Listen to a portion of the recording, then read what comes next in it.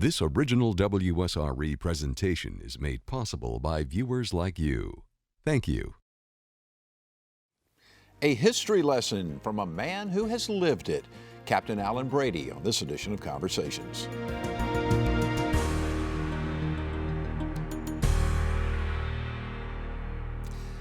Captain Allen Brady has seen a lot of history, up close and in many cases too personal.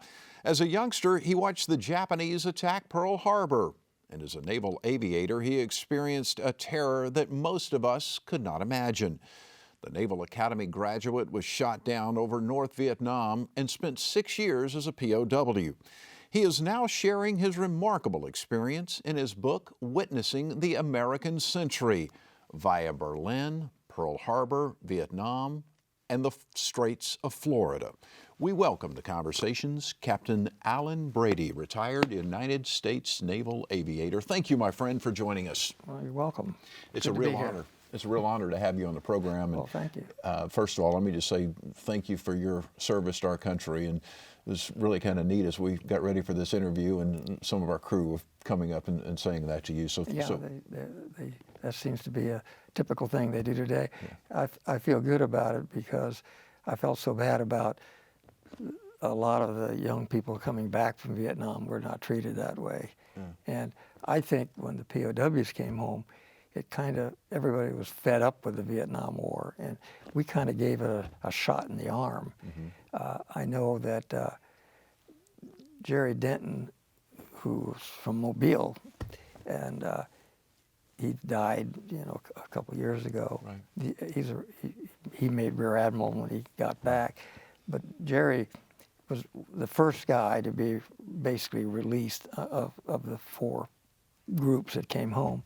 And he gave a little speech that he jogged down, and it was really very well done. I don't have it memorized now, but he finishes up the end by saying "God bless America" and so forth, and it just kind of went through the country as an amazing thing that these people that had spent, now he spent like 8.5 years over there.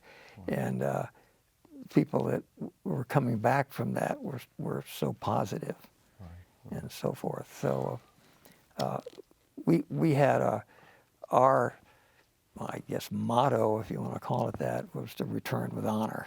Return with honor. Mm-hmm. And tell me about that experience. So what was set the stage for us? You were shot down over North Vietnam. What was the day like leading up to that? Well, I was over there in the wintertime, December and January, and the weather was bad. The A-6 Intruder that I was flying was basically, was truly an all-weather airplane. In other words, you could go to a target somewhere and drop a bomb on a target like a bridge and come back to the ship and never see the ground or anything. You're just looking at your instruments. Right. You have a bombardier navigator sits right next to you.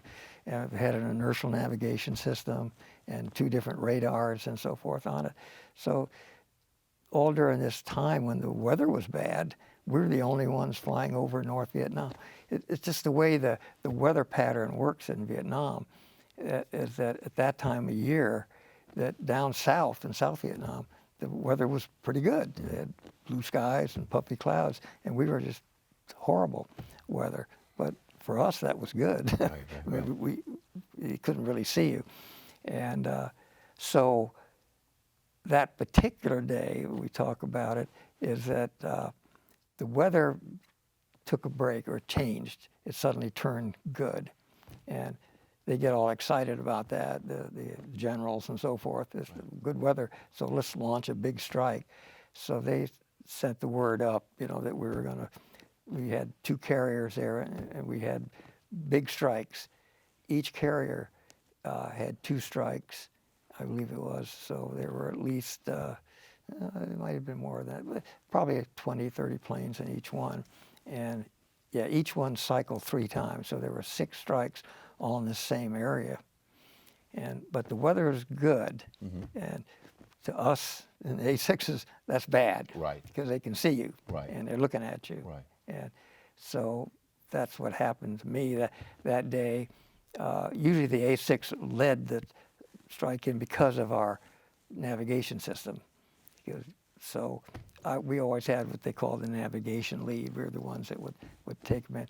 But somebody else might be the strike leader. In this case, we had a commander who was an F-4 pilot, and he was in the strike. If you were assigned the job as a strike leader, you gave the total briefing, laid out the plan where everybody would rendezvous and go in and so forth. But the A6 leader there led everybody in. Everybody followed you. Right. And so that's. And once you were hit, I Yeah. mean, what was that experience like? Well, it's this again. I've always been a little frustrated that we were in sort of what was known as a tonnage war. We're trying to drop as much the weight of bombs as a show of progress in the war, Right, and that's not really progress. Right. So so going in that day,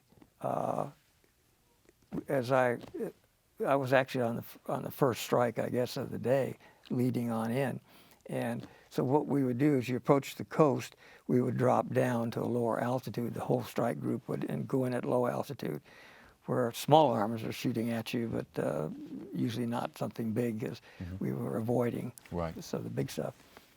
But as we approached the target area, they apparently did launch a missile, because a surface-to-air missile, because we get a warning light that comes on saying a missile.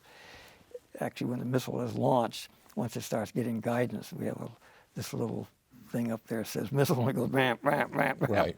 And so the strike leader said, everybody break left, and so we did that. And then in the A6, we got to our target, we pulled up. So we pull up to get some altitude so you could roll over and get into a little dive. And then I dropped the bombs. I had a flight of 4 A6s, 3 of them behind me. And as I pulled out, I just took a hard turn to the left, and that's when I got hit. And it was the first chapter in the book, I think, is called A Flash of Orange. You have little side view mirrors that are inside the, you know, I got this big flash and a bang, and the control stick was just ripped out of my hand, and then the airplane just started to tumble. And after I got home 6 years later, I talked to one of the A6 guys that were on this strike, and he saw me get hit. And he said if he saw the flash, saw the airplane break into 2 pieces, burning pieces and going down. So it's somewhat of a miracle that I survived. And unfortunately, my bombardier navigator didn't survive. All they knew is the people behind saw they said one good shoot and one streamed. And I think it was just that his chute hadn't fully deployed when he hit the ground, so he was killed.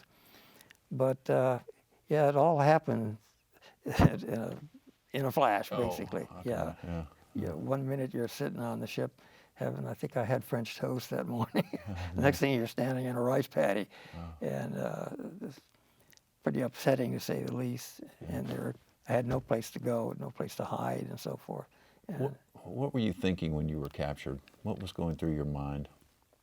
Well, you sort of have mixed emotions. One of them is that you survived. I mean, you're racing along at 400 knots, and there's a big bang, the airplane blows up.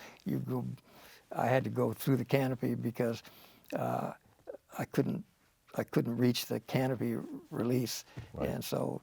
But fortunately, the seat is higher than your head, so you don't lead through the canopy with your head, and so. This all takes, next thing you know, I mean, 1 minute, 1 second or so, you're racing through the air in your airplane. The next thing you're standing on the ground. And and 100 yards away is a smoking hole where the airplane went in. And so to me, it was somewhat of a miracle that I survived. And then you start thinking, well, maybe I would have been better off going in the hole. in fact, if someone told me I was going to be there 6 years, I might have thought differently about it. Right. Fortunately, we didn't know how long we'd be there. What kept you alive during that period of time? Because you talk about in the book, and I'll save some of those details for folks to read the book, but the agony and terror that you gentlemen endured. But what was it that kept you alive? Well, there's probably a lot of things, but, and I don't want to say this as though we're superior beings or anything, but when you really get down to it, both Air Force and Navy, carrier pilots, the country has entrusted us in these multi-million-dollar airplanes, and we've probably had as much training as anyone could. Right. And you take psychological exams too, to see if you're suitable for this kind of business. So you are prepared for it. It's not like you're out there flying, having a good time, and then all of a sudden, you know, why did this happen to me? Right. It's just we were taking a fair number of casualties as it was. Right. So you just do your job. You're trained enough so you can concentrate and just do your job. Right. So during your time in captivity, what was the most challenging part for you personally? What?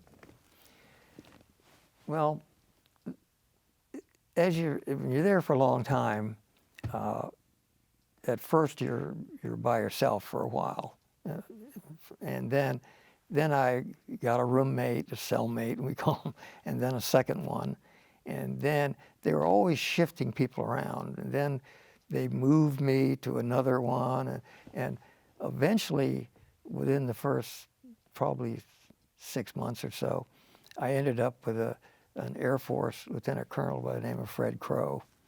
He was just an amazing guy. He was a great guy, and we just were the best friends you could ever be, it turned out. Yeah. And that helps a lot. Oh, I'm sure. I mean, there were even cases I heard of where two POWs in the same room actually had a fist fight. They got so mad at each other. And so if you have someone that's kind of like you, he was a funny guy, and we had all these stories that we told 100 times, I guess.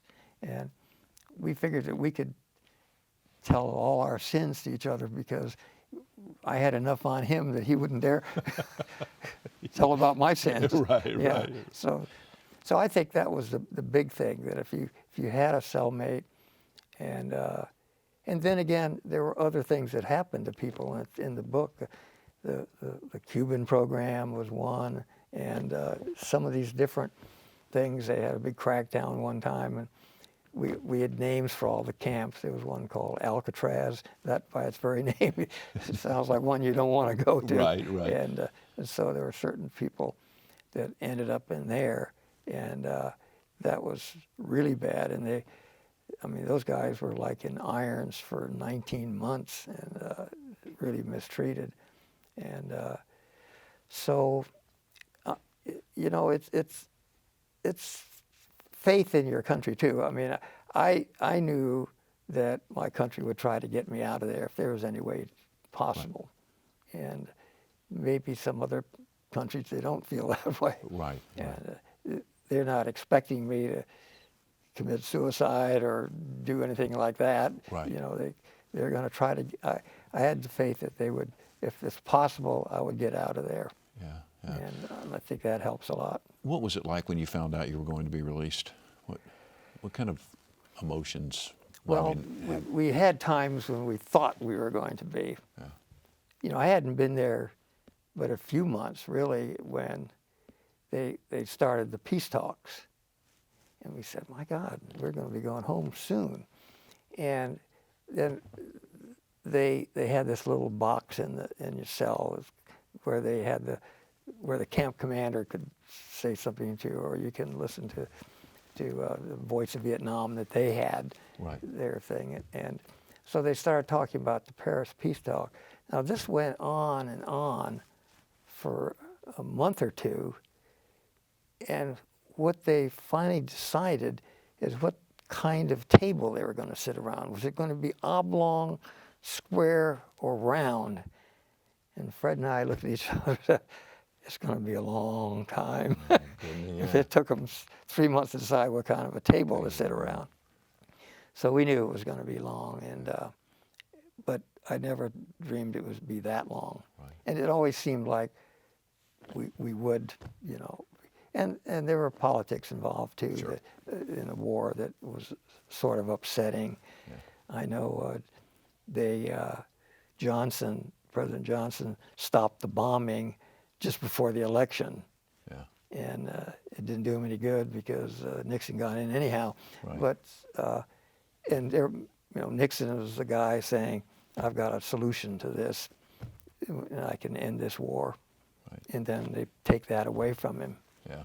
You know, we finally got out Right. because a big part of it was the B-52s bringing them in, and he was the only person that had the I was going to use a word. But anyhow. I think I know where you're going with that there. Yeah. So once you were released, what was your life like? Once you were released and sent back to the States? Oh, it was just surreal, really. It was, you know, they flew us to Clark Air Force Base. They released us in 4 groups, and I was in the second group.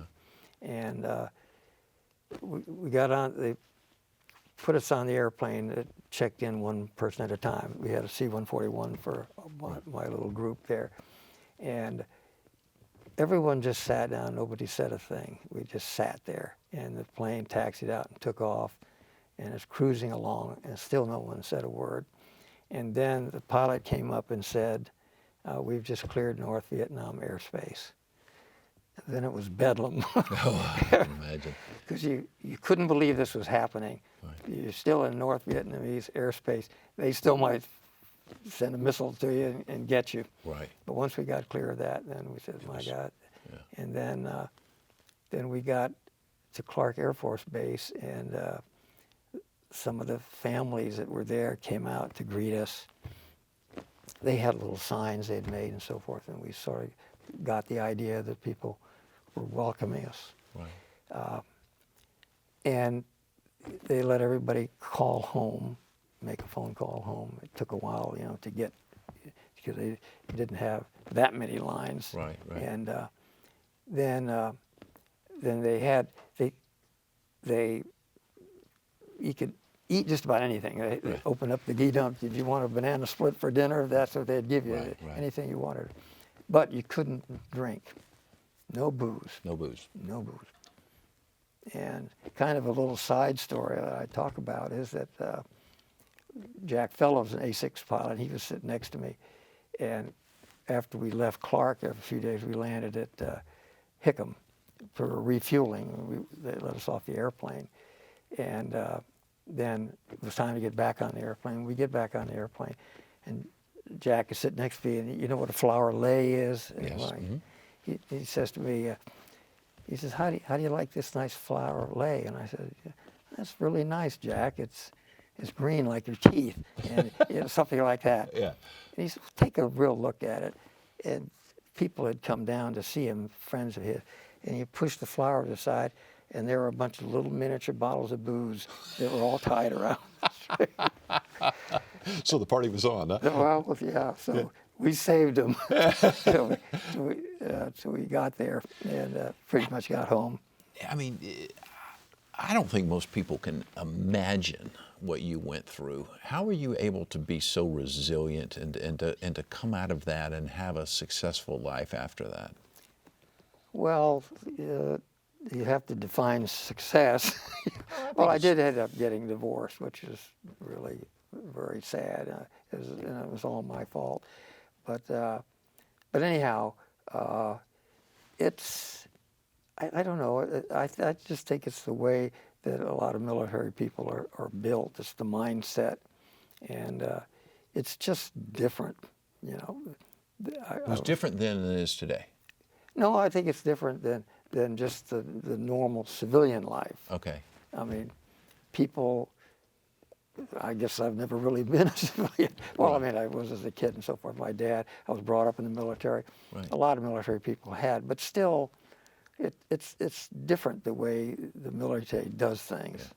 Yeah. And but you're made of tough fabric to be able to survive well, that. you know, they used to always say there's the right way and there's the wrong way and there's the military way. I understand. I understand. And, Well, I want to cover, because fascinating stories in the book for sure. And now you were also at Pearl Harbor as a Right. child, right? yeah, well, I was 12 years old when the Japanese attacked, so I wasn't a tiny kid. Right. We had been out in the Philippines earlier, back when I was young, and we'd gone back to Connecticut. My dad, being a submariner, did the sub bases in New London. And so in 1939, he got ordered to Pearl Harbor. He said, gee, this is great, you're going out to Hawaii and so forth. And so we got there in, I think, July of 1939, and we ended up, we stayed at Waikiki Beach during that. So, but you know, back then, there were no airplanes flying in and out of there. As far as, there were no airliners. Right. They did have the China Clipper, which is a seaplane. Right. And so people came in by ship. They had the Matson line. They had 3 ships, the Matsonia, Lurleen, and I forget the other one. And people would come in, and as you came in by ship, they had Hilo Hattie, and she sings Aloha Oi and the Hilo Hop and all that. And that was the thing that went on every week. You know, as the ship would come in, and these ships went back and forth. One ship would continue on to South Pacific. But yeah, it was really, really cool. And then we bought a house up in the valley, up in Nuana Valley, and which is up towards the Pali. I don't know if it makes any sense to you. The Pali is the road that went up over the mountain to the windward side of the island. Otherwise, you had to go around the mountain range. And back then, now they have a tunnel, but back then it was a very windy road going down the other side. But so we lived there, and it was just, it was very safe. My brother and I, being fairly young, we could get on like on the weekend, we could catch a bus, regular commercial little bus that would come down, and it would take you downtown, and making stops and so forth, down to King Street, I think was the main drag. You'd get a transfer and get on a trolley bus and go down to Waikiki and go out there on the beach and have a good time. mingle, have a good time. Right. All by your 2 kids. So just a very comfortable place to well, be. you didn't worry about. Right. Your parents didn't worry about you. You could do things and things like that. And so what was that day like that Pearl Harbor was bombed? You, as a 12-year-old child or a kid, do you remember? Well, yeah, absolutely. They had been having a lot of maneuvers within the preceding months and so forth. So we were used to airplanes and noise and military trucks going back and forth. But anyhow, my dad, this was a Sunday morning, he had the duty. You know, he was going to be the whatever was the duty officer at the submarine base that day. So he was up in his uniform, and the attack actually started at 7:55 on Sunday morning, and the phone rang about 8, and he was supposed to be there at 9. They were still having breakfast, and I heard him say, like, "Good Lord," and then hung up, and then he told us that we're being attacked by the Japanese, and I've got to go, and he ran out and jumped in his. We had a second car, a jalopy, and off he went. And that was on December 7th, and we didn't see him until the 26th of December. Oh, my goodness. Yeah. Tell me, and I'm getting a little short on time, have a couple of minutes left here, but tell me, what do you hope people take away from this book? Why did you write it, and what do you hope they take away from it? Well,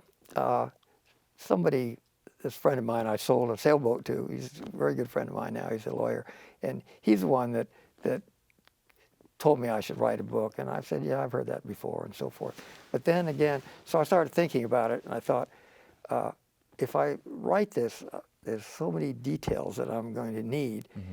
And then as I got into it, I said, why didn't my dad write a book? Because it was hard to go back and remember all these things. And I think I did a fairly credible job. But there were a lot of things I wanted to get in there. But so I thought, well, I'm going to leave something for my kids. Right. So they'll know what their young life was like. Yeah. What is any one core message you would like for people to take away from the book? Well, I write at the end that that I've seen the country change so much. Right. Like I mentioned, a man's word, you shook hands and that was it. And so I use the term honor, that I think that we're sort of lacking that now. I think we've gotten away from it. Yeah. And I think it's very important. And we all stuck together, and we, like I said, we came up with return with honor. We didn't want to ever do something that would disgrace us and so forth, or our country. Right, right. What are you most proud of in your life? Oh gosh, it's hard to say what's most. Well, I think I wanted to go to the Naval Academy. My dad had gone. He was in the class in 1923, and I was in class in 1951. I wanted to go there, but when I was old enough to know more about it, it certainly wasn't an assured thing that you're going to get in. Right. I found out a lot of people were wanting to go there too. So I think getting there and making it through there, and I think that helped a lot as a POW too. You'd think about it. My God, I don't want to shame my classmates and people at the Naval Academy and so forth, and so that helped too. Right, right. You were telling me before we went on air, you're about to be 90 years old. Be 90 in August, yeah. 90 in August of 2019. Right, exactly. Yeah. Born in 29. Wow. Well, any secrets? I'll be 119. 2029. Any secrets? Any secrets to stay in this great shape in about 30 seconds? It would take longer than 30 seconds. It was a pleasure. I wish you all the best. Thank you again for your service to our country. Thank you. Captain Allen Brady, United States Navy, retired Naval Aviator. The name of the book, Witnessing the American Century via Berlin, Pearl Harbor, Vietnam, and the Straits of Florida. Also co-written with Don Quarles, who is an educator and also an author, and who actually has been on this program before. She has written a book of her own, and you can find that and many more of our conversations online at WSRE.org/conversations, as well as on Facebook and YouTube. I'm Jeff Weeks. Thank you so very much for watching. I hope you enjoyed the broadcast. Take wonderful care of yourself, and we'll see you soon.